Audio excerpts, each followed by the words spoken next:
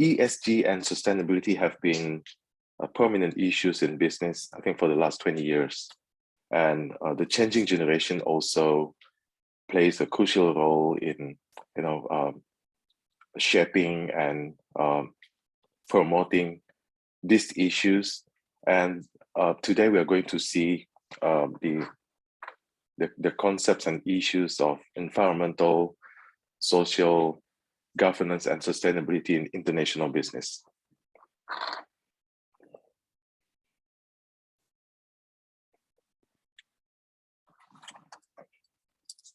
All right, let's go straight to the concepts of ethics and ethical strategy.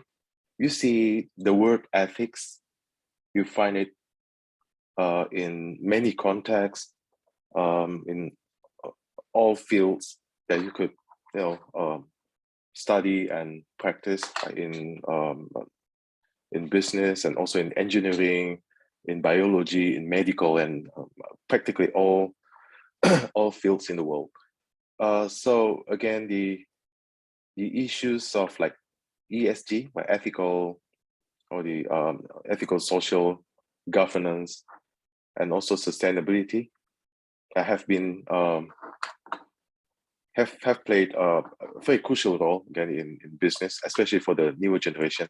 So we talked about this, I think, in our previous videos, in our previous modules, that when we compare, or actually we are not comparing, but if we have to prioritize between like morality and money, moral versus money, and you conduct a simple survey, maybe to multiple generations, most likely you'll find out that the previous generations were more inclined to focus on money.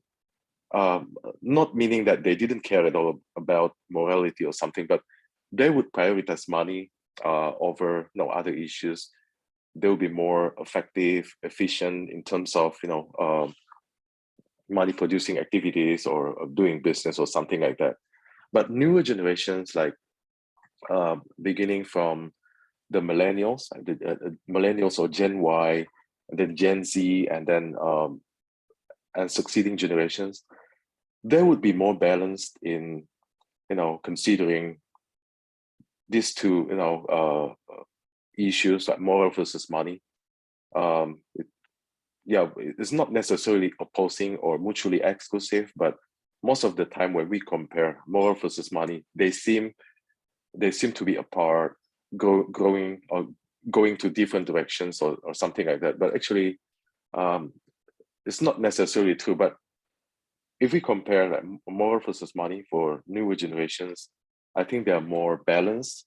They consider morality at the same level as the profitability or monetary benefits related to a business.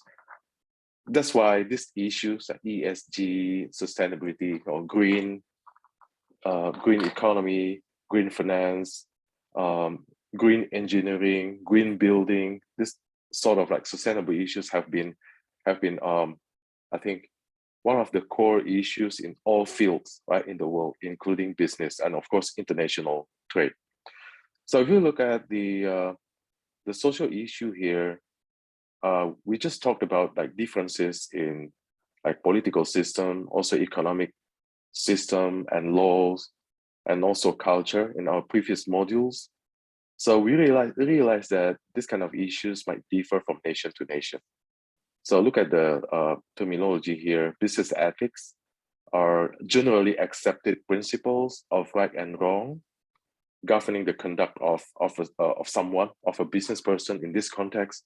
So it's like generally accepted principles of right and wrong. And we know that when we talk about right and wrong, or the generally accepted principles, that would be quite relative, from one person to another, one country to another, and even one culture to another, of course. And ethical strategy would be the strategy or the course of action to implement, the ethical principles, not to violate those principles. So essentially, when we talk about like ethics, this is like principles, okay? So if we see the level of enforcement, we know that in any country we have like law, and law could take many forms, like the constitution, right? And then the acts, like constitution would be, I think, one for every country. Then you have acts, or yeah, generally you call it law as well. Should be enacted by the president and the House of Representatives in most countries. And then you have some more technical regulations, like, I don't know, like presidential regulation or minister regulation, and all other technical regulations below in terms of the level or the stature of the law. But essentially, you have law, and then you have ethics. So we know that our topic today will be about ethics. So ethics is a generally accepted principles of right and wrong. But in terms of enforcement, law has a higher enforcement, meaning that there might be some activities that are lawful, but maybe not ethical. Right? You see, like a business person, because of whatever his or her belief or culture or anything, could find some loopholes. Like some activities might be considered illegal. Illegal means what? Illegal means illegal. So if you do it, you could be arrested, you could be sued. Yeah, definitely you'll fight in the court and something. But there could be some other activities, some business activities that are actually lawful, they are legal, but maybe not ethical. So this is something that requires personal ethical level by the code of conduct or ethical conduct that could govern individuals and also the company and maybe the country as well. So this kind of enforcement might be different. But again, nowadays, a younger generation, you also demand for like higher ethical conduct, a higher ethical value level of business conduct, and in doing business generally, in negotiation, in business in strategy implementation, and all other things.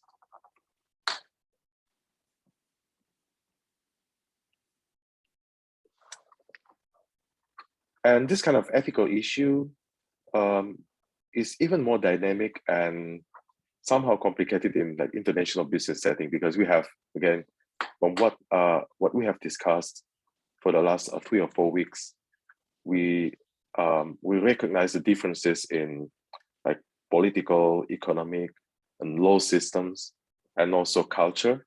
Right? So many differences in all parts of the world. Although we know that globalization has brought us together to be more more unified in terms of global values and this kind of the global values, the like unified values and cultures. Not saying that we don't have differences anymore, but at least we understand one another better, and so we recognize the differences. Unlike the situation in the past when we had a lot of like culture shocks when we visited a new place or something. But in modern times, because of the media and advancement in ICT, all kind of differences have been somehow known to a certain level. Maybe you don't know everything, but at least you have a certain level of information before you conduct like international business or you go to a new place. So this is a fact that I think we still have to think about and have to overcome in certain situation. What is normal in one country might be unethical in another country. So this is something that we have to always resolve, not only find out, but also resolve. Like if you know about it, what to do about it. Even if you know it, then the next question is what to do about it, whether you just follow whatever allowed there, whatever considered ethical there, and of course legal. But what about something that is considered unethical at home? Would you do it there, knowing that it's not really considered unethical in the host country? So this sort of question requires a lot of, of course, a lot of considerations, and will be affected by many factors, right? Many aspects in life, personal values, also the pressure and everything that we are going to see and discuss this week. So in the international setting, you see some issues there that we're going to talk in a while. Employment practices, human rights, environmental regulations, corruption, and moral obligation of multinational corporations. So let's begin with the first one. So the first one is the employment practices. So employment practices, like work conditions. See some keywords there. Work conditions in host countries that we are going to. So which standards should we apply? For example, if we find out that work conditions are much worse in a host country compared to that at home, so whether we should improve the conditions there, or we just, for the sake of productivity and efficiency, we just follow whatever the host nations allows or requires. Right? Again, the ethical dilemma there. Of course, it's not illegal. Right? If you follow, for example, the host nations work condition standards, which are quite low, actually it's not illegal if you just follow the host nation's regulation or what they require you to do. But again, this is an ethical dilemma. If you know that at home, if you come from a developed country like Korea or Japan, the United States, Canada, some developed nations, then definitely you have better work condition standards at home. But if you go somewhere, should you use the higher standards that you have at home, or you just fall into whatever the host nation's regulation is, or what they allow you to do? Right? It's an ethical dilemma. So what about something in between? Maybe like you compromise.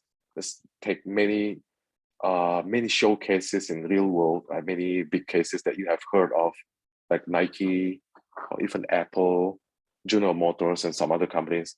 If they go to maybe less developed nations and they build production facilities there, they have many workers, many employees there. How do those companies, those multinational corporations, create work conditions? Whether they just follow the higher standards from their home countries, or they just fulfill the local requirements, although they know that the standards are much lower than those at home, or they do something in between. That's quite interesting. And of course, we have to look at from the case by case, on the case by case basis. We don't have a single answer, or you could say there's nothing like maybe no one size fits all strategy or something like that. So it could be something in between. And a few suggest that pay and work conditions should be the same across nations. However, now the practical question will be, how different can they be, right? Before we find it unacceptable. We have, of course, the room for maneuver. It's impossible to impose something exactly from home to a host country. I think that's not realistic, and many multinational corporations don't find it plausible to do, because that's, I think, one of the reasons they go to other countries. They could get like abundant resources and also more efficient labor in terms of pay and like working hours, flexibility, or something like that. I think that's one of the key reasons why multinational corporations have to go out of their home countries to many countries in the world. besides finding new markets, they also find like maybe more efficient resources, including the natural resources like labor or employees, and some other infrastructure. Okay, so still about employment practices to guard against ethical abuses. What should we do here? Minimal acceptable standards. So this is important. Although we couldn't mimic like the higher standards at home, we must have like a minimum acceptable standard as to safeguard the basic rights, dignity of your employees in your host countries. I think that's the selling point there. When you go there, many of the local people will admire the multinational corporation like your company, because you bring new employment and you also raise the standards, right, to the local people, especially in a developing country. So actually, that's your one of your selling points there. You go there, you're highly respected. You try to create this kind of standard, right? Minimum acceptable standard. Maybe not, again, not exactly mirroring what you have at home in terms of the wage per hour, the whatever the maybe the off day standard, and all other things. But at least you have, again, once again, the minimum acceptable standard there that that exceeds the previous standards, right, in the country. But again, this is an ethical question, ethical dilemma. Nothing illegal about this, even if you go to a host country that has a very low standard and you try to increase the standard a bit, you are already above the law, right? It's not illegal, it's perfectly legal. But again, how far should you go? Right? How higher the standard you should set, right? In a host country, especially in a developing country. Right? This again a very, very important question. But of course, once again you have to realize that when you go there, you are highly respected because they expect you now to raise the standards, and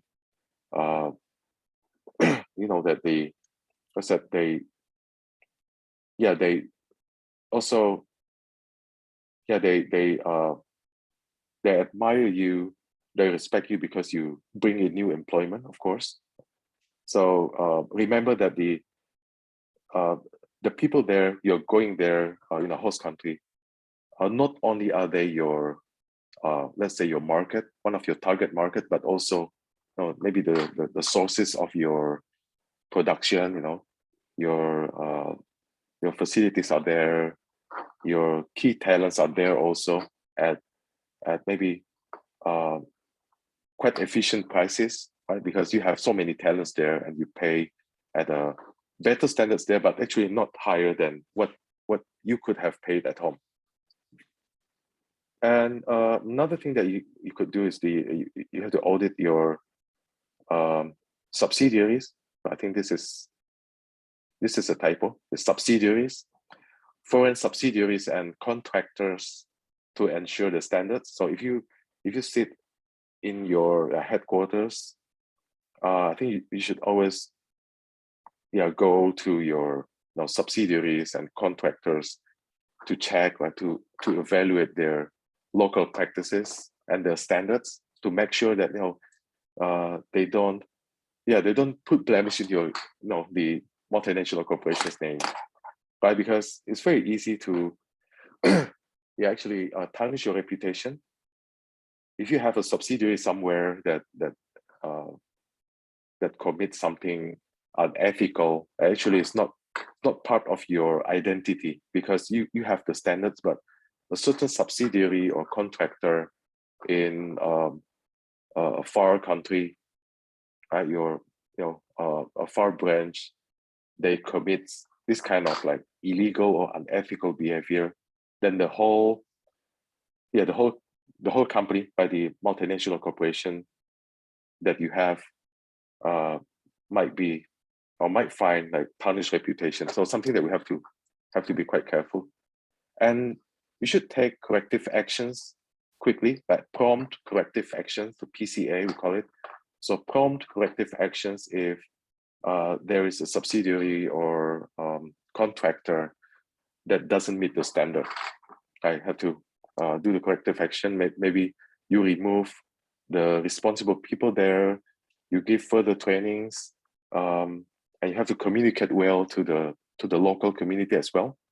If they did something wrong below the standards, they somehow they yeah, damaged by the reputation. So you have to do the somehow the damage limitation actions. Go there, repair the relationship, remove people if necessary, and yeah, try to fix the things, right, to remedy the situation. So we just saw the employment practices at the first of many ethical issues here. What about human rights? I think we talked about this a lot several weeks ago in the previous modules. Human rights. So what kind of freedom, for example, including human rights, the freedom of association, so to establish associations or groups, freedom of speech, freedom of assembly, freedom of movement, and freedom from political repression. And I think, again, these are delicate issues because we know in many countries, this kind of freedom might not be warranted, but those countries might be, like favorite places for production, for its market size as well. So this kind of dilemma will always, prevail and requires personal judgment, organizational decision as well as to whether we still want to go there. What can we do there?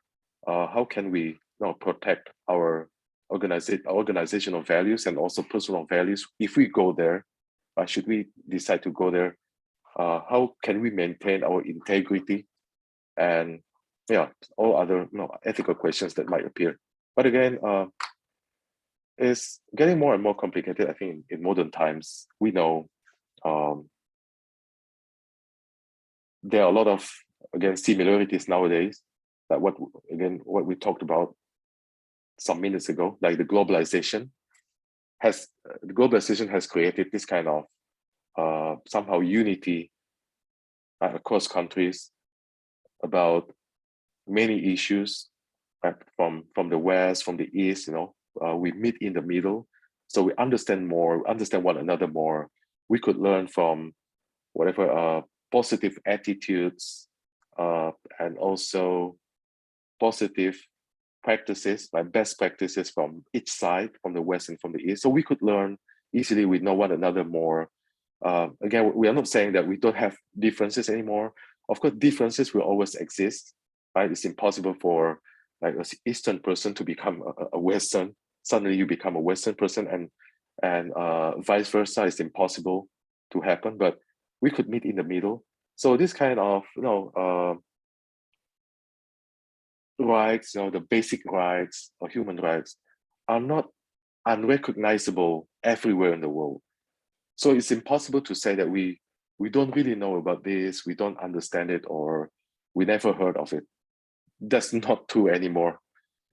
To a certain extent, we understand this. Just now we still see some differences in practices. Some countries don't allow too much freedom. Some other countries allow a lot of freedom. So the differences, again, persist there. But again, the question is, if you come from a country where you have a lot of freedom and you go to another country or a host country where freedom is quite limited in terms of, this, look at the list of freedom there. Maybe freedom is limited in a certain country. So what should you do there? How do you adjust, and how do we position ourselves? Like remembering our personal values, the organizational values, personal integrity, and something like that. Right? So we need to strike the balance. Of course, we don't want to lose our identity. We're still, if you come from a country with a lot of freedom, then you want to maintain that integrity by treating your employees, with that kind of higher standard. But when you are there, we need to recognize that freedom is not that flexible in that host country. So maybe in terms of external communications, and also the communication to the government, to the host government, I mean, and maybe to the community. So we need some adjustments there, right? So we see a showcase here from South Africa that was, I think, infamous for the apartheid system in the past, the color-based policy or something. And see in the text and see the story about General Motors that adopted the Sullivan principles, right? That helped end the apartheid system by you know, allowing the what's it, the mix, and didn't really enforce the, like, didn't use the apartheid system even during the time of that system in South Africa. Okay, and then it has been adopted by many American firms operating in South Africa and of course in other places. And consequently, human rights in South Africa improved at that time, and finally the system was, of course, was abandoned soon after. So this kind of, I think, the positive benefits of having multinational corporations. So you bring, you know, positive values, international values, especially, you know, with respect to human rights. You treat your employees better, and you pay attention to so many other social issues like climate change, sustainable development, and also like other human rights issue like gender, you know, gender bias, and sexual orientation, and so many other things. Right? So there's I think the positive benefits of having you know, international trade, international business, because you could bring some positive influence to many other places. However, with any potential return also comes the risk, right? Because it could happen the other way around. If you come from maybe more repressed country and you go to like more free country, more freedom country, then maybe yeah, you have the, what's that, the myopic behavior, right? The myopia or the myopic behavior that you consider what you usually do at home is acceptable in those countries, which could be, yeah, could be quite catastrophic. Because if you are going to, when you go to a more free country, a country with more freedom, then definitely many of the things that you consider common at home, consider normal at home, will be highly unacceptable in that country, right, with more freedom. So it could happen, the culture shock could happen, you know, the other way around. So we have to, again, have to adjust and have to learn more about the host country, of course. Although this country, like the showcase here, South Africa, has received change, repressive regimes still exist, and you could mention many countries in the world that still, you know, repress businesses, citizens, organizations, and yeah, all what's that, components of the society. There are still many other many countries that you could mention by names, but of course, yeah, there are a lot. Right? So is it, basic questions here, is it unethical for multinational corporations to go there to do business with repressive regimes? Right? So conceptually, I mean, you could say it is, right? It is, or you should say it's not, right? No, it's not ethical. It's not ethical to do business with that kind of government, that kind of regime. But again, in modern times, this has been more complicated, because you have pressure from your, maybe your stockholders or from other stakeholders as well. The company needs to survive. We need to find, we call it like blue oceans, right? We find places with more opportunities, still, you know, abundant resources, a lot of a big market size, a lot of talents, and other reasons or other factors that could improve viability, right, your possibility of success. So this this ethical issue, although is quite easy to say conceptually, it's easier said than done actually, right?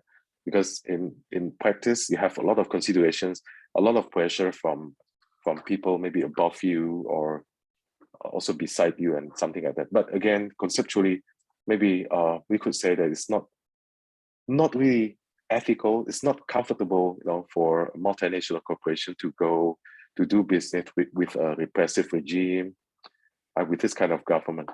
But again, the reality might kicks in. So yeah, we have to reconsider. Maybe we still go there. We improve the standards there. I think that's our arguments and rationals. We go there. We try to improve the situation. We give like better work conditions, better salaries, better treatments to the citizens there. And that's one of the arguments that we always bring about, right, to justify our going there, our international operation in that particular country.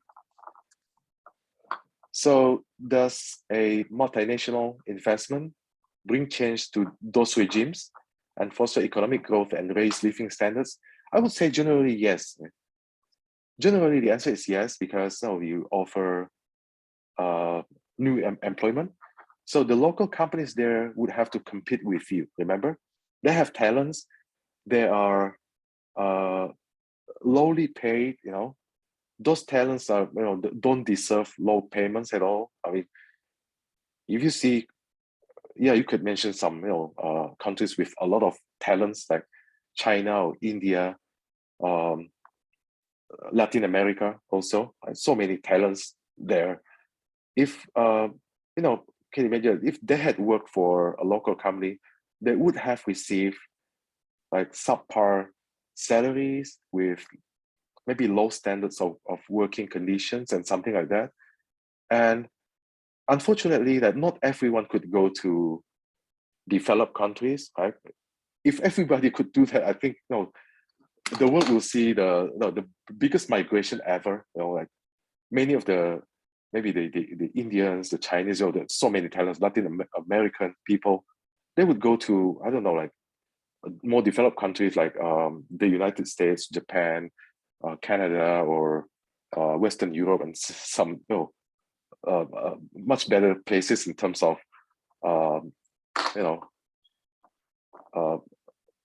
compensating the talents, right?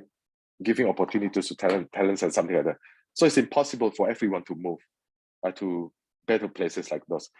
But at least when you go there, multinational corporation, when you go there, you create the local competition for talents, and automatically that would improve the pay standards and also the work conditions, the insurance policies and everything, right? Because now they have a new choice.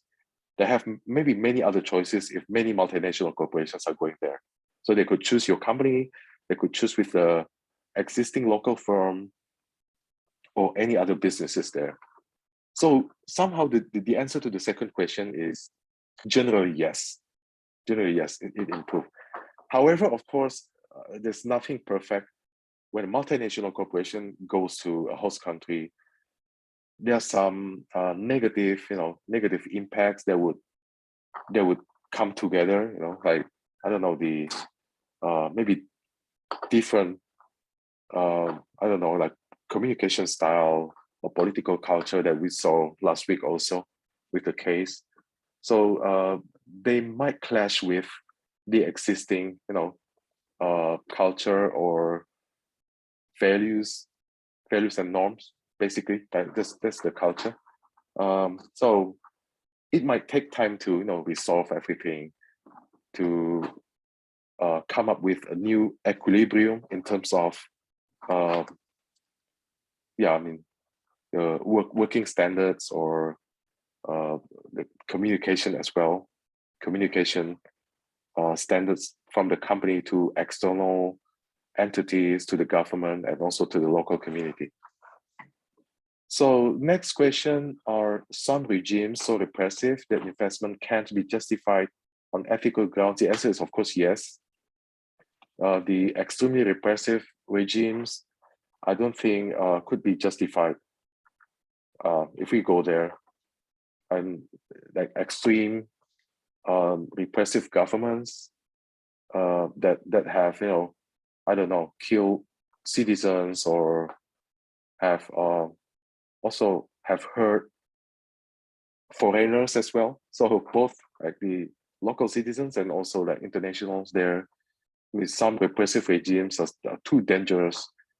It's definitely unacceptable from whatever perspective you are looking at it.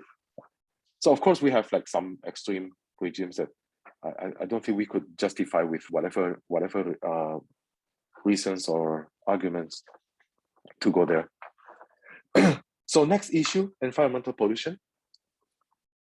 So this is about like climate change, environmental pollution, and you could see the term here, tragedy of the commons. This is quite, if you think about it, it's quite interesting, right? An interesting term here.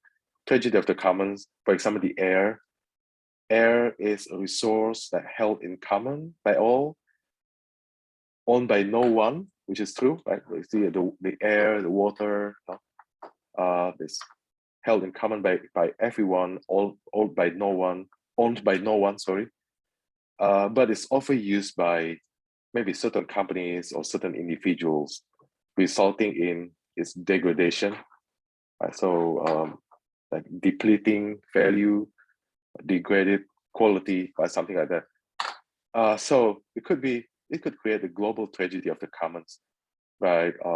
Like many companies are moving to locations where they could you know conduct more polluted behavior into the atmosphere. They could still use low grade coal, you know, and maybe a lot of like fossil fuel and lower standard fossil fuel, right? And something like that. Or they could dump anything to the oceans or rivers, and essentially those behavior and actions endanger, you know, people and also animals, and of course the environment, right, and the nature. So this kind of environmental pollution has been a bigger topic as well, because again, when when people's incomes increase, we begin thinking about a higher thing. So remember in the past, when many people didn't have many people were not prospering after the Second World War. We didn't have this kind of thought, right? The environmental protection, pollution, pollution alleviation policies and something like that, because no, people were concerned about daily necessities, the basic survival things. But when we increase in the level of civilization, you know, also in incomes, then we begin thinking about a higher standard. What about next generations? Will they have this earth, this kind of quality of earth, polluted, degraded, you know, depleted, or we want to leave behind a better world, or at least at the same level when we are living right now, you know, not degrading. I think that would be good enough for the next generation. Or if possible, of course, we want to improve like the level of the liveliness, right, of the earth, better situation, lower pollution, more, you know, more preserved nature, and yeah, all other issues that we usually talk about, like the water, the air, the natural resources, the renewable energy. And we want to give the next generations, make them inherit, you know, this kind of renewable energy capability from this generation. Next issue would be corruption.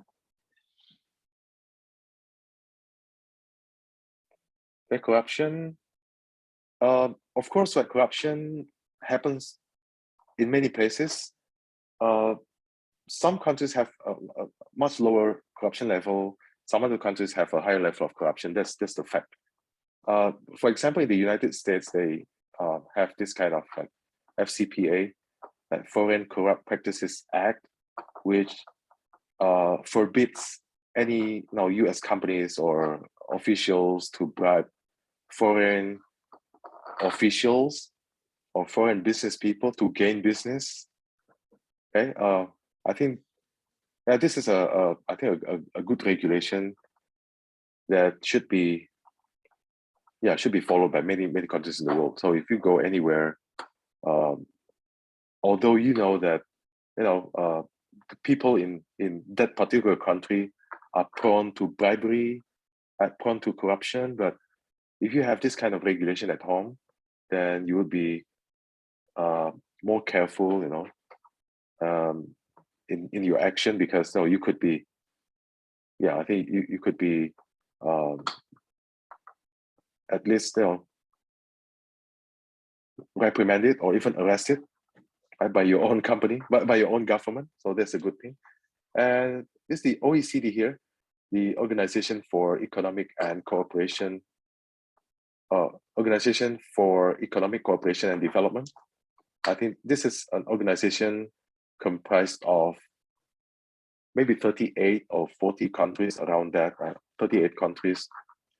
So they follow suit by adopting this kind of convention, combating bribery of foreign public officials in international business. I think this helps a lot, right? Because without this regulation, your action would be quite arbitrary. If you go somewhere, you go to a host country, and you know that those officials are prone to bribery, they would accept bribery, but your personal values, your organizational values say that it's not proper. Although if you do it like below the table, then nobody will know about it. It's not considered illegal if nobody catches your action. So that would be like a strong ethical dilemma there, right? The arbitrary decision making. But with this kind of regulations, at least you are guarded. Right? You are guided and guarded as well by your own regulations, by saying that that's illegal. It's not only unethical. Not only is it unethical, but it's also illegal. So there's a stronger word, stronger enforcement. If you do it, you could be, arrested. You could be, you could you have to go to court to defend yourself, right, under the litigation and everything. So ethical implications. Supposing that we don't have such regulations, then it will become an ethical implication. Is the bribe the price to pay to do greater good? Even if the answer is yes, this is highly unethical, right? I don't think it's justifiable, whatever your reason is. Although you say that, okay, I need to bribe like certain government officials of a certain country, so that I could go there, I could bring a lot of benefits to the country and to the local people. Although the reality is, although that's the reality, but I don't think that's justifiable, because you begin with an unethical conduct. Normally, if you begin with an unethical behavior or conduct, then down the road, you'll be more inclined to repeat the same thing. Although your initial intention might be very noble, very good, but because you do this kind of thing at the beginning, then again down the road, you tend to repeat the same thing. What about the second one? Do bribes reduce business incentive to invest? Of course, the answer is yes, because once you know that the bribery is rampant, corruption is a real and obvious thing in that place, then you know that you have to spend a lot of money for this, right? The miscellaneous expenses, you call it, whatever term you call it, miscellaneous expense, or other expenses, or any other name. You know that the somehow the cost of doing business is higher because you need to bribe. Corruption is, again, a common thing in that particular place. So definitely, yes, you have less incentive to invest because the place is not really conducive, not really attractive to invest. So whatever you're doing, we agree that this is illegal and unethical. I think it's both. It's both illegal and unethical to bribe no the local officials there to smooth your business process, to speed up your permits or any other things. It's not good, right? Because once you start this kind of practice, again, along the way, you would think that this is acceptable, although your initial intention is good, once again, right? Because maybe you want to go there, you want to improve the work conditions of the people, you want to sell higher quality products to the local citizens as well. So the initial intentions might be very noble and good, but by doing this, for sure, you will continue doing it. You will repeat this kind of practice down the road, and yeah, finally you find a problem, right, at one point in time. And some examples here that you can see by yourself. So in conclusion, here we have ethical dilemmas. Right? Ethical dilemmas, not always clear cut. See the point there. So how should corporations handle an ethical dilemma with respect to the issues that we just saw, the employment practices, human rights, corruption, and then the sustainable energy or pollution or something? Because we have, remember, you also got pressure from the customers and other stakeholders. Right? We want to be transparent in ethical decision making. However, remember, you also have pressure from the other side, right? From maybe your stockholders, okay? Also maybe top management, top executives.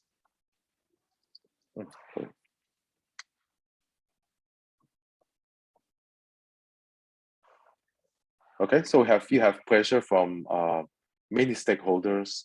You see some stakeholders here like customers, maybe from the government, from the environment. So they want to see your transparent, ethical decisions. But on the other hand, you have pressure from your stockholders, and could be from your top executives as well. So they want like profitable business, growing business. So this kind of multi-pressure from multi-stakeholders really shape your decision making at the end. So once again, you want to strike the balance.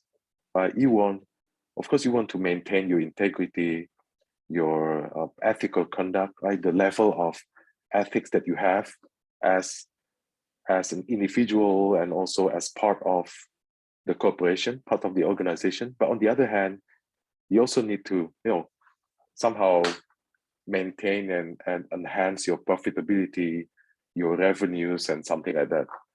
So how would you do that? I think it's like, again, could be decided on a case by case basis, but just remember I think the principle there, you have like legal and ethical. Right? Legal is something that is not bending, right? It's unbending choice, should be legal. But what about ethical? So ethical, I think the best principle would be that we have to adhere to a higher standard, at least closer to the higher standard. For example, if you come from a developed country with a higher, better practices in like work conditions, employees, and many aspects, and you are going to maybe a less developed country, right? Your host country has a lower standard, so it's better to adhere to your home country standards, or at least to be as close as possible to your home country standard. On the other hand, if you come from maybe a country with a lower standard, now you're going to a country with a higher standard, for selling your products, for recruiting talents or whatever activities that you plan to do, it's better to adhere to the host country standards because the standards is higher. Or at least we go to, or we try to be as close as possible to the highest standard, right? I think that's the principle. But legal, of course, this is unbending. That all things that you do have to be legal, of course, wherever you go. But the ethical question is always a dilemma.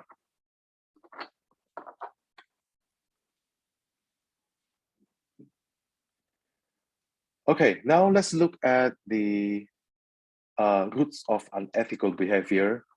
See so many factors here, from personal ethics, social culture that we saw in the previous module, decision-making, processes, the leadership, and what else? Unrealistic performance goals, and organizational culture. Let's look at the first one, personal ethics here. Once again, the meaning of ethics is generally accepted principles of right and wrong. So if we talk about personal ethics, this is governed at the personal level.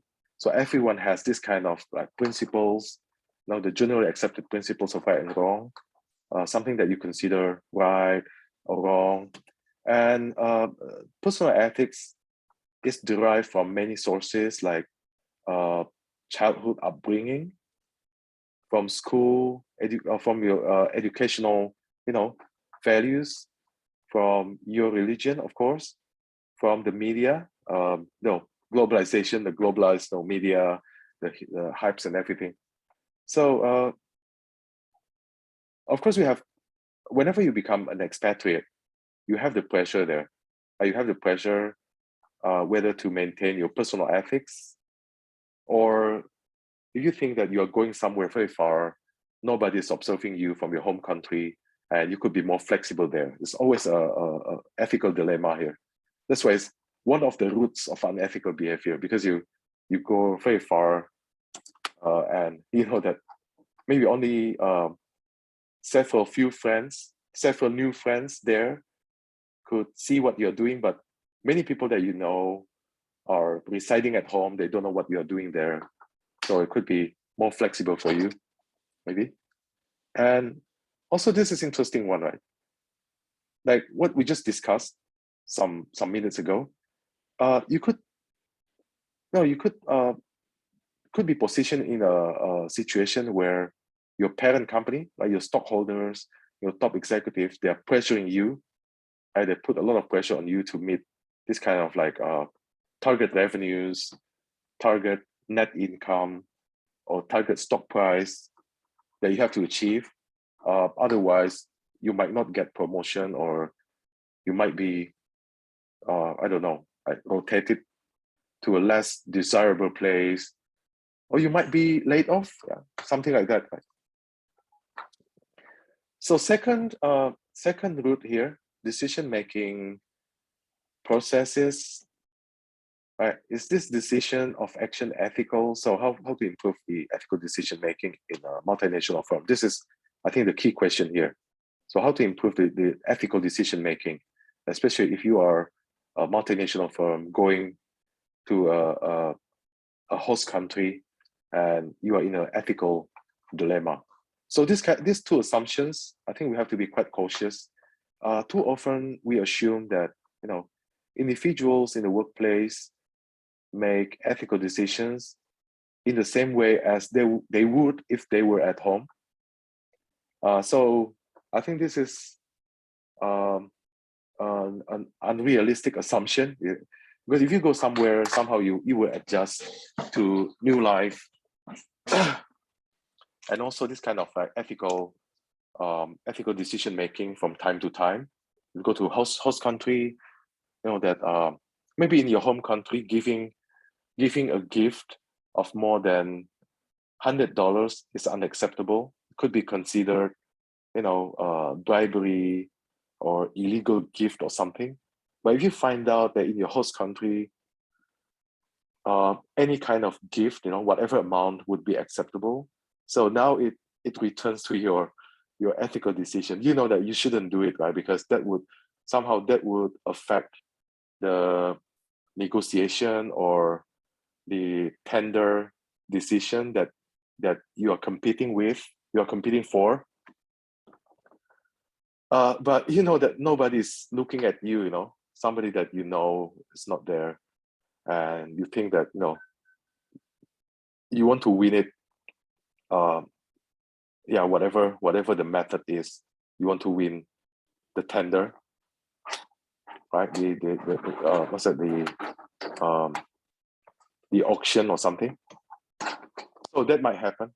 And also, you see the second assumption, which is most likely inaccurate. We frequently assume that people from different cultures make ethical decisions following a similar process, which is definitely not true. We saw it in the previous module. From different culture, you have so many different lines of thought. You're monochronic or polychronic. I remember Hofstede's cultural dimensions that we saw in the previous video. This kind of, you know, collectivism versus individualism, and you have the high context and low context, you know, some other differences. So definitely they make ethical decisions differently, right, one from another. So decision-making processes would affect ethical and unethical behavior. I have to admit that. So what's the best way?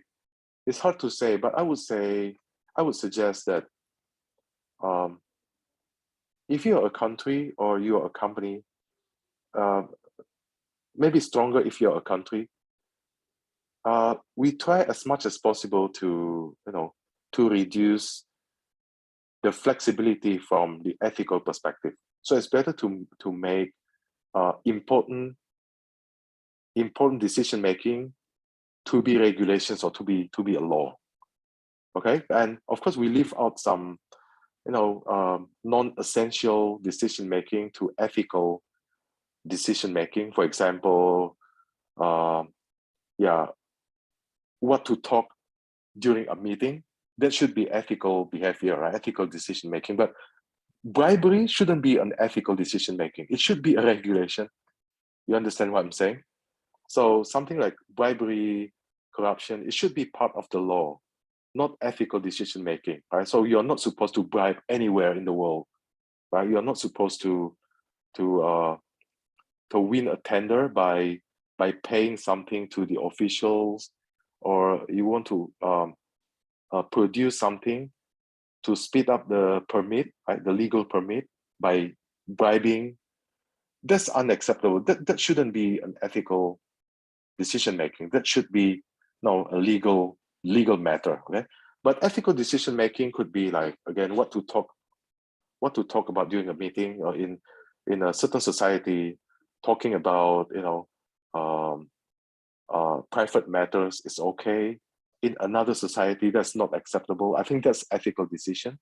Or what to wear, you know, like maybe in certain society, when you have a luncheon or dinner, it's okay to wear whatever, you know, whatever shirt or t-shirt or something. In another society, might not be acceptable. So I think that would be not really concerning the legal matter, but more ethical and cultural differences. I think that would be more proper for ethical decision making. But for crucial, really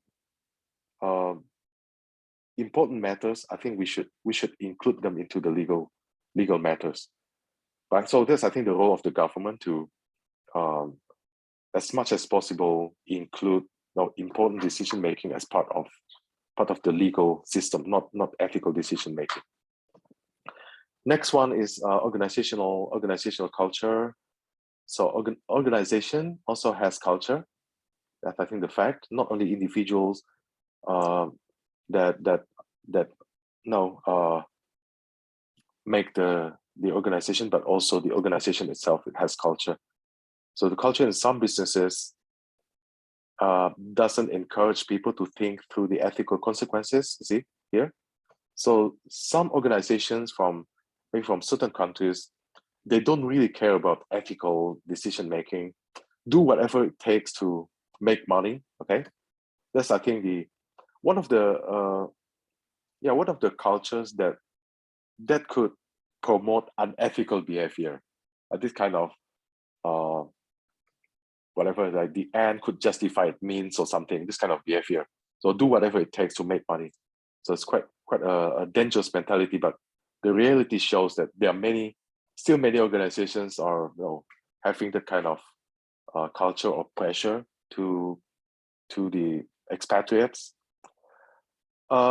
Organizational culture that emphasizes business ethics and reducing all decisions to the purely monetary or economic benefits. This is, I think, related, the first and the second point here. Okay, and culture, once again, what is culture? It's values and norms shared among the organizational members. So again, organizational culture plays an important role if you come from an organization that really emphasizes the bottom line, like economic and monetary benefits, and don't care about the process. They don't care how you achieve it. Just show the results. Just show the bottom line. Just show the higher revenues and income, stock price, and something like that. This is very dangerous.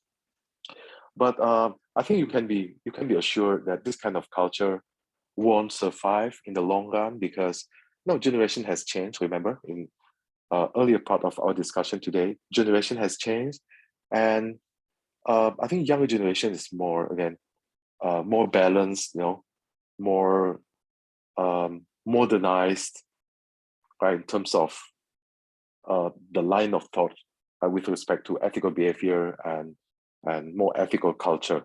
So somehow, if you maintain this kind of culture in your organization, it won't survive, I'm sure, because you will lose your market, you will lose your suppliers, you will lose your your investors, right, in the long run, because people nowadays, they care more and more about about things. You can see nowadays, if you heard of certain news and certain confirmed news that a certain organization is doing some unethical attitude, like human rights, like related to human rights, or employment, right, recruitment practices, or this kind of like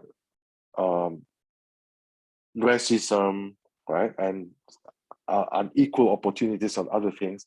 That many customers are leaving that company, right? They stop buying their products. They don't want to work for that company. So you don't have talents, you're losing your market.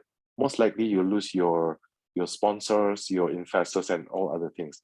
So again, this organizational culture, maybe it could survive.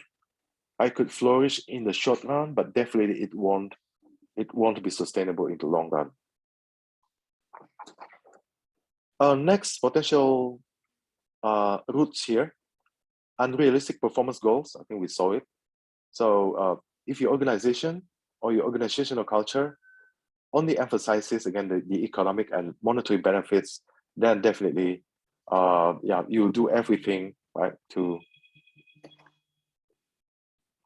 you do everything to go to the bottom line, to gain as much profit as possible without caring about the good process of how to get there.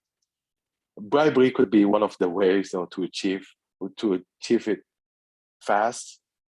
And many a time the management will have to violate their personal values or personal ethics just to get to the bottom line, right, to achieve the target. Otherwise, maybe management, right, he or she might lose the promotion, and might lose his or her job altogether. Another root of the unethical behavior, leadership problem here. So you see, the third point is quite clear. So if leaders don't behave in an ethical manner, definitely employees will follow suit. They won't either. They just follow. It's like leading by example. You lead by example. You can call it whatever the name is, leadership style. We have so many leadership styles, which is not part of our discussion this week. You have authoritarian leadership. You have responsible leadership. You have servant leadership style. But whatever style we are talking about, usually leaders lead by example. So if you see your leaders behave in such a manner, most of the time you will follow suit because you consider that that's acceptable. You consider it to be acceptable, right? Because you see your leaders do such things. Societal culture. Remember Hofstede, cultural dimensions in the previous module. You see, his research finds that cultures where individualism and uncertainty avoidance are strong are more likely to emphasize the importance of ethical behavior. So you're saying that if a culture is more tilted toward individualism and its uncertainty avoidance is strong or stronger, then that culture is more likely to emphasize, to prioritize ethical behavior. And in comparison, what is the peer here? What is the comparison? Cultures where masculinity and power distance are strong.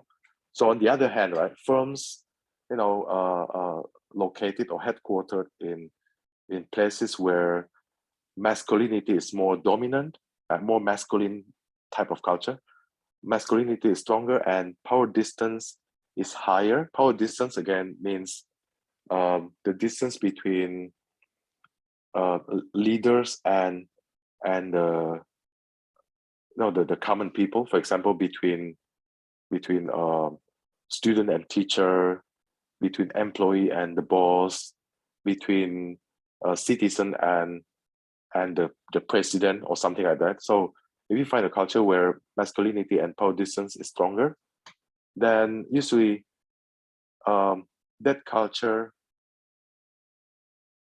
how to say it properly, that culture is less likely to prioritize the ethical behavior. Well, we are not saying that those cultures don't care about ethical behavior, but less likely, or maybe to a lower extent, to a less extent. So they care about ethical behavior to a less extent than cultures with higher individualism and uncertainty avoidance.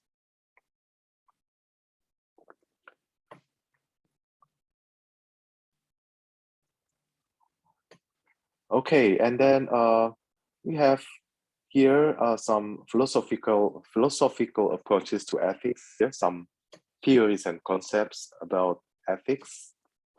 So some theories here: strawman, utilitarian. So utilitarian and Kantian ethics. This is somebody's name, Immanuel Kant. So Kantian ethics, right theories, and justice theories, among others. Okay, there's so many other theories out there in the literature that you could get, but again, some theories or approaches to ethics here. So we begin with the straw man. There are four, related concepts or theories. See this one, the Friedman doctrine. Friedman, so a famous Nobel Prize laureate in economics, Milton Friedman, who said that social responsibility of business is to increase profits so long as the company stays within the rules of law. So we have to be quite careful in interpreting this. Okay, it sounds really bad, like we think about it. So this guy is saying, and this is Nobel Prize laureate Milton Friedman. It sounds that he's saying that as long as we don't do something illegal, you can do anything as long as you get profit. Well, although it sounds bad, I should remind you that he said this because of some logical things, actually. that actually beyond our beyond the scope of our course in international business. Because when he talked about this, he was actually, he referred to the spirit of entrepreneurship. And you know that being an entrepreneur is actually assuming the highest level of risk compared to other stakeholders. Maybe I could, I could just talk about this briefly, okay? Because once again, this is out of our scope. If you think about it, if you have a business, you want to make a certain product, maybe a mobile phone, for example. So you need the first thing you need is your raw materials. You need the AMOLED screen, right? You need the chips, right? You need the chips. You need the whatever the frame, the carbon, the cables and everything. So knowing that you need raw materials, you have to buy them from your suppliers. So your suppliers will get the money first. Okay, you can imagine that. So you pay your suppliers. And then all of the raw materials, the components there would be assembled by your employees, right? By your employees. So your employees, your management, your executives, they get money, right? They get salaries, they get whatever wages, salaries, bonuses, and all other compensation packages. So your employees get the money next. Okay, then you have the product, you sell it, right? You sell it, and your customers, they enjoy the benefits of your product. Okay, they enjoy the benefit of your product, so they get the values of the product values or the product offering. And then when you get money, you do remember the CSR, right? The corporate social responsibility. So you give money to the society, you donate, you become a sponsor of whatever events, societal events, sports events, and everything. So the society gets the money. So then with the remaining money, you have to pay your creditors, right? Because maybe you borrowed money. You borrowed money from a bank or from many banks, from your bondholders, from the parent company, and so on.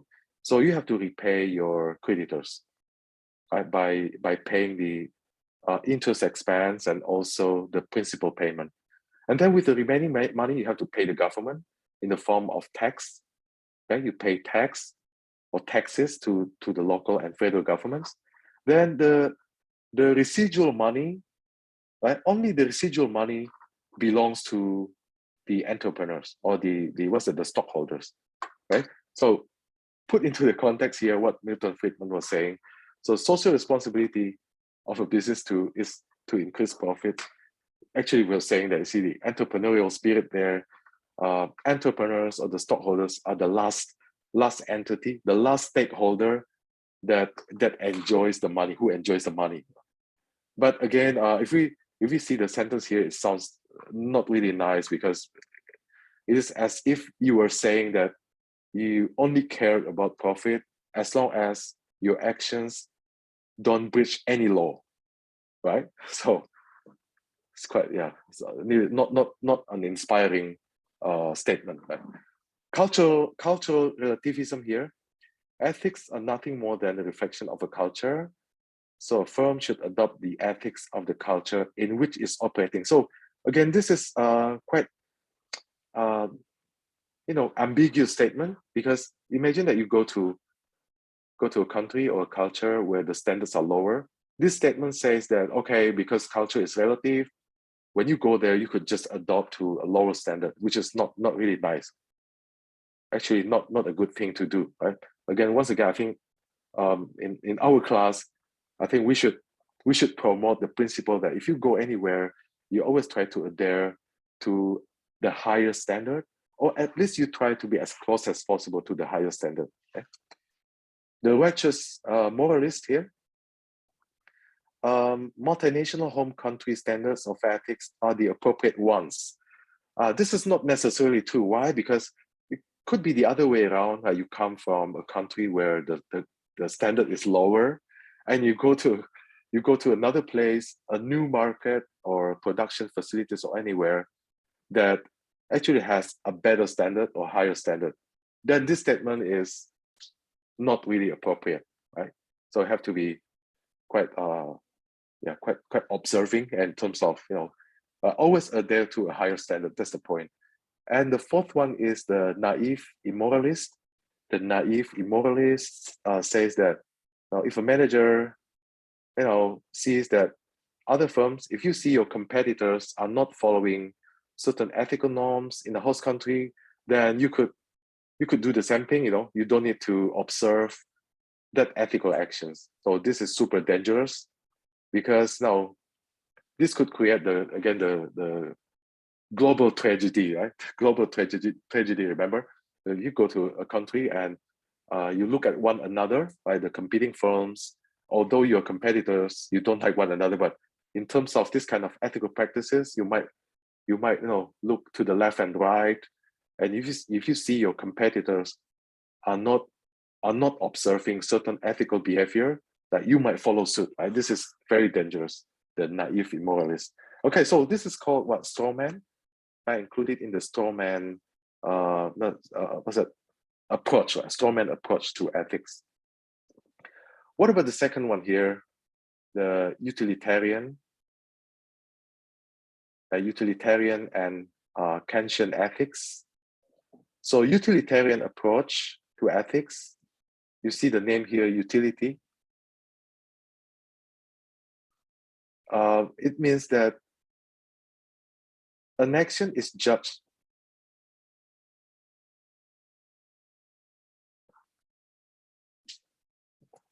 one second. Yeah. So action is judged desirable if it leads to the best possible balance of good consequences over bad consequences. So essentially, it's saying that, okay, if you do something, maybe it's not entirely ethical, but if the end results are more good than bad, then the unethical conduct or action could be acceptable. Okay, so that's the utilitarian. So best decisions are those that produce the greatest good. So you are comparing, right? The good and the bad, right? The benefits and the costs. If you think that a certain behavior, certain action produces more benefits than costs, then that behavior or action is acceptable or could be implemented. So this kind of approach, right, highly utilitarian, based on highest utility. Okay, so again, this is another approach. We are not saying that this is right or not right, but I think in modern times, again, maybe the previous generation was mostly based on utilitarian philosophy, but new generation, I think, is it's not it's not entirely based on the utility theory or utilitarian concept anymore. We want to see the process also, and that's exactly. By the way, you see the difficulties here, the issues here. Difficult to measure, and such actions could consider injustice. Okay, so the opposite concept to utilitarian is actually this guy, Immanuel Kant, Kantian ethics. So this comes from, again, the philosopher Immanuel Kant. If I'm not mistaken, I think it's a German philosopher in the past. So according to Immanuel Kant, so ethics has a universal virtue.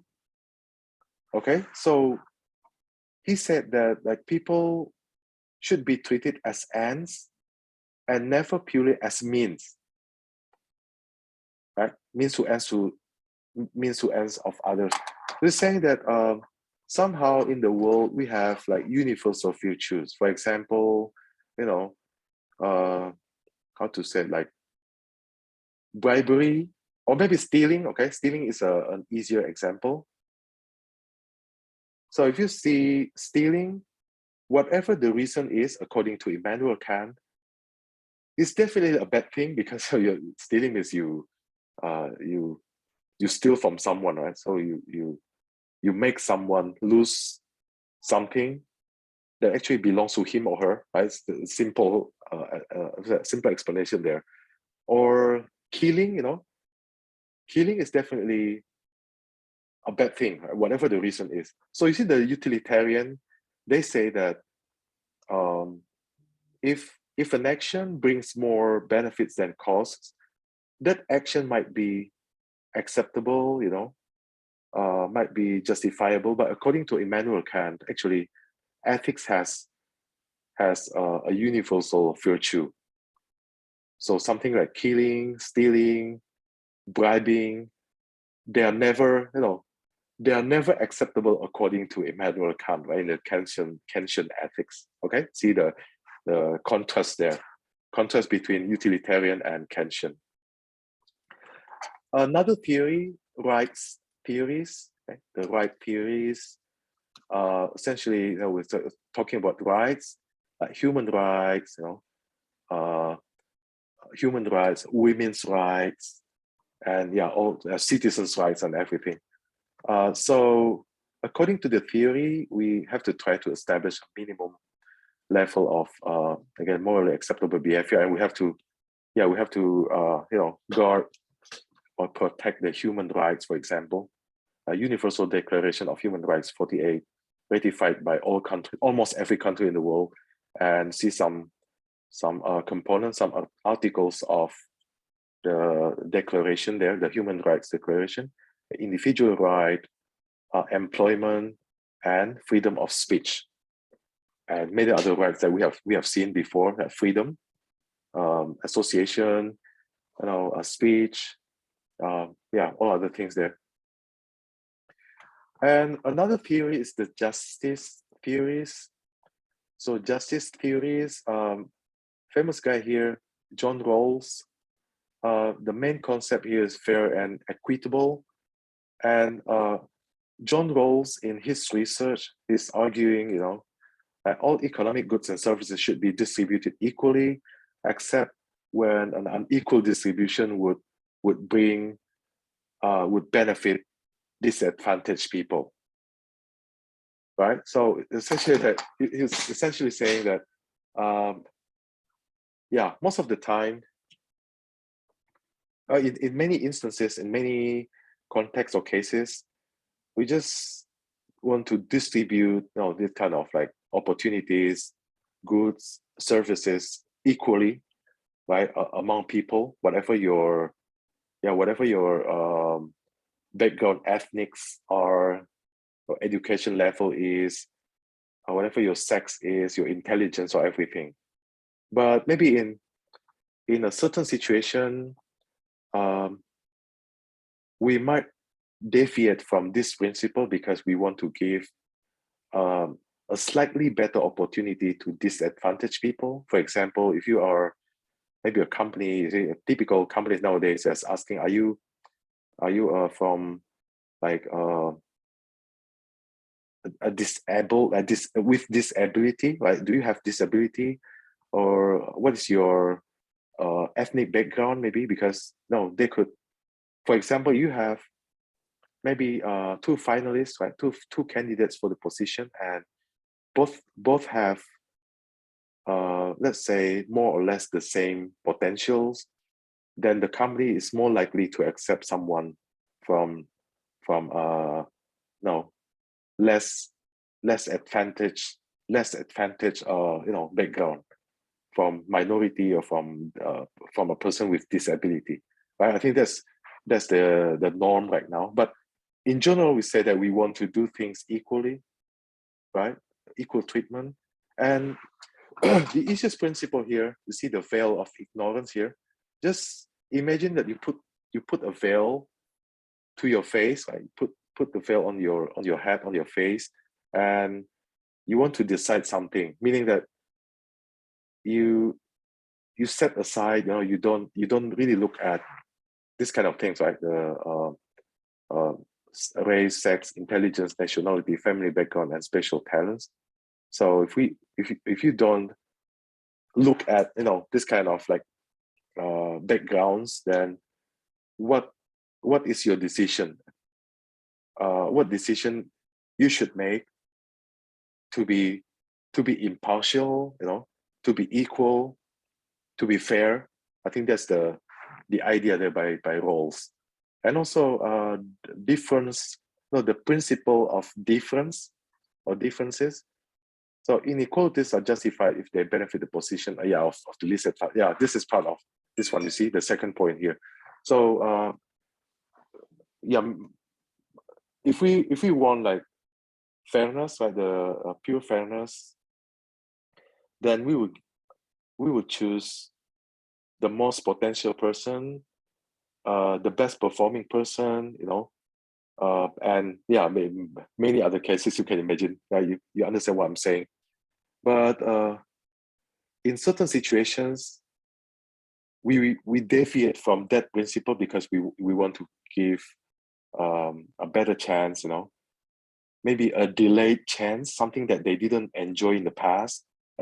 This least advantage or disadvantaged person, we give a slightly better chance for disadvantaged people, for a certain position, for a certain spot in the university, for example, something like that. So once again, we are not saying that it's a perfect thing, it's a good thing to do. It's hard to say, but again, that's ethical dilemma, and this is one of the theories. Right? Theory means you are free to say, you're free to publish your theory. If you don't agree with it, then publish your own theory. Right? That's the I think the best way to do it.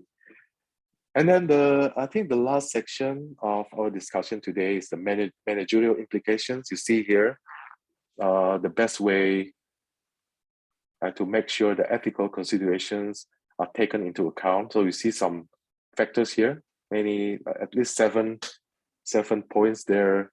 I could go quickly here. The first one is hiring and promotion. So your hiring practices, your promotion, try to be fair, equal, but also, based on the last point that we see, the justice theory, maybe you are giving, certain promotion to a certain group of people or certain person who is considered disadvantaged maybe in the past. So we give slightly a better chance for representation, for promotion or something. Once again, I'm not saying this is a good thing to do. I mean, it's hard to say. It's ethical consideration, not necessarily good, because again, in the economic world, we know that we should give a chance to the best or the most potential person to hold a position or to do the business. But again, in the real world, we have compassion. You have love and compassion and grace, of course. You try to be gracious. If you know that a group of people have been disadvantaged in the past, and now you have the chance to, to heal the relationship. You want to give a better chance, so you try to be gracious. Right? Not necessarily a best thing to do, but could be a gracious thing to do. Organizational culture and leadership. Once again, lead by example. And you have code of ethics. This is important. But remember our discussion just now. For important things or important decisions, it's better to put them into or under the legal context rather than ethical. Okay, so although you have code of ethics, but it's still, if an action is still part of ethical consideration, there are a lot of room for maneuver, right? A lot of loopholes that you could find. So it's better to put important things under the law system, not ethical consideration. But the ethical considerations are still important for maybe routines, the way of life, the ethical conduct or daily conduct or something. Okay, so we try to build an organizational culture that places a high value on ethical behavior. And it's quite good to have this kind of like stick and carrot. You see, you have the stick there, you have the incentives, but you also have the carrot. stick and carrot system. It would be good for the organizational culture. But again, as much as possible, put important things under the legal context. Then decision-making processes. So see the questions here. Does my decision fall within the accepted values or standards that typically apply in the organizational environment? Am I willing to see the decision communicated to all stakeholders? No. If you do this and your action is told to all stakeholders, do you think it's okay to them? Is it acceptable? Or would the people with whom I have like personal relationship, like family members and so on, approve of the decision? So these are the individual decision making that should be considered in your individual decision making, right? Do you think that this is acceptable to yourself, to your personal standard, to your company, to your beloved people surrounding you, right? Or even your stakeholders? If yes, then you should go ahead. But if not, then you have to really think about it. A five-step process here, a five-step process. Identify which stakeholders the decision would affect. What is a stakeholder? It's an individual or a group that has an interest, see the keyword there, interest, claim, or stake in the company, in what the company conducts and in how well the company performs it. It could be internal, could be external. Right? We talked about this a lot, right, during our discussion today. They have stakeholders, identify which stakeholders impacted by your decision. And then the second step, judging the ethics of the proposed strategic decision. I told you, you have a strategic decision, you think about it, whether it's ethical, it's acceptable by then your stakeholders, by yourself also, by people surrounding you. Establish moral intent and moral concerns, and of course engage in ethical behavior. And the last step would be to monitor, to audit, to revisit your decisions. And another action that you could do is to have like ethics officers.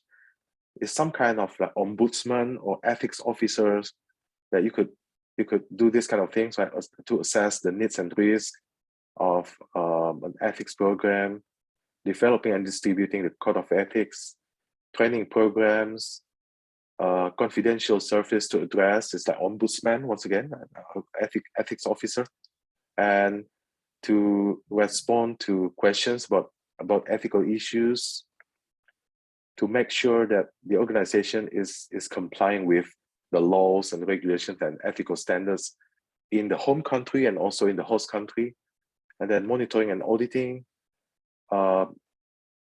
making action as the possible violations or something, you act on it. You have the prompt corrective actions, so you quickly correct with the stick and carrot system.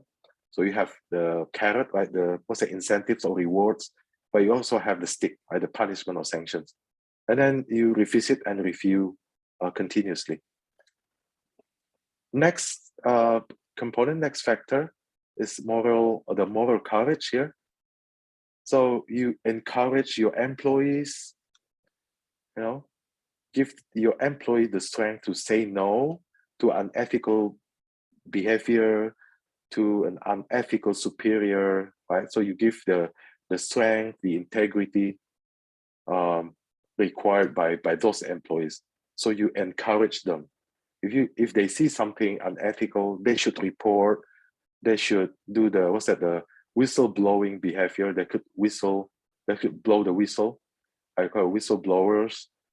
So this encouragement will really create more ethical environment in the company. And of course, CSR, right, the corporate social responsibility. I think this is a common practice nowadays by companies all around the world. So we give back to the society. we give back to the environment, we maintain the environment, we give donations, we sponsor things, we clean up things also. And see the term here, the noblesse oblige here, noblesse oblige. I think it means honorable and benevolent behavior by a noble person, a high rank person. So it's good, right, to do the social responsibility by the company. Okay, and I think the last point here, the sustainability. So sustainable strategies, remember the future generations, we try to, again, leave behind a better world, better earth for future generations, like cleaner, more sustainable, so they could continue, they could improve the well-being, you know, the welfare of their generations, right, the future generations. So the core idea, what are the core ideas? That we as a business doesn't, you know, exert a negative impact. It doesn't impact negatively on the ability of future generations to meet their own economic needs, and also long-term economic and social benefits on stakeholders. Right? We bear in mind that by doing this sustainable or sustainability actions, actually, we also benefit our stakeholders, the whole stakeholders, including stockholders and all your customers, your employees, the environment, your suppliers, your whoever your creditors and all other stakeholders.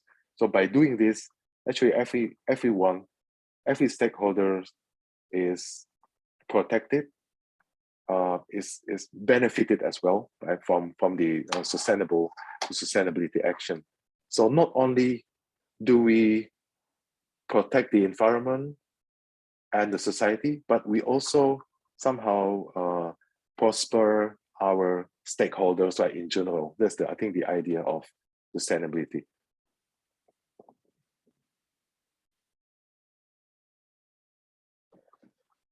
Okay, so I think that's all about the ESG and sustainability in our discussion topic in this module. Nice to see you all, and hope to see you again in our next videos. Thank you.